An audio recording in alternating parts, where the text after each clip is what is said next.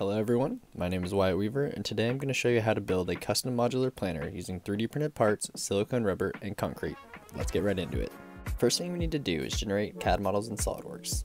These components can be broken into two categories, pavers and planters. The pavers are used to add detail to the system and allow for various configurations, while the planters are used to store soil and plants. Additionally, I designed an optimized mold form to reduce the silicone needed for casting. With all 5 components as well as the mold form now designed, I can export them as STLs into the slicing software Kira.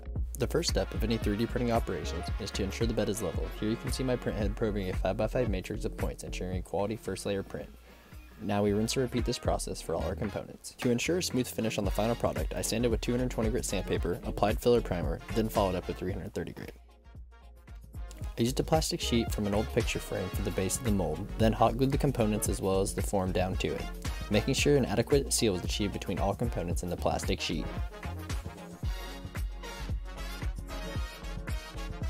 Next, I used the Moldstar 30 silicone rubber at a 1:1 ratio and proceeded to fill the form.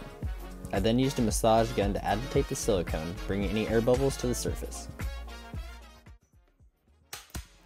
After waiting approximately 6 hours, the mold had cured and it was time to remove the 3D printed parts. I started by cleaning up the edges of the 3D printed parts,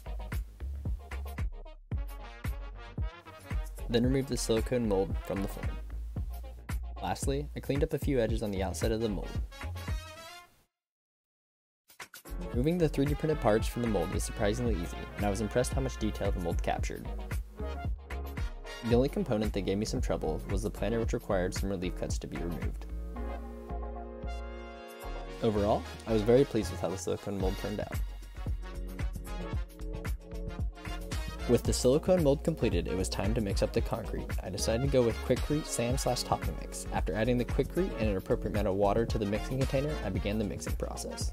Once the mix was at a consistency I was happy with, I began filling the silicone mold. After filling all the cavities, I made sure to agitate the mold to ensure that the bubbles within the concrete were able to escape, helping to ensure a smoother finish in the final product. After allowing the concrete to cure, it was time to remove them from the silicone mold. I also sanded down any rough edges using 220 grit sandpaper. I proceeded to repeat this process until I had enough pavers and planters to create an arrangement I wanted for the final product.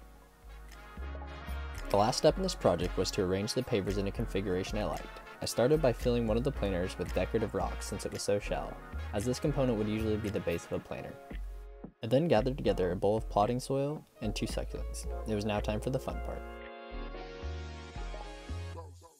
I started by filling each of the 2 planters with some potting soil and planted the first of the 2 succulents. After nesting the succulent within the planter, I decided to add some rocks for additional details. I then repeated this process for the second succulent.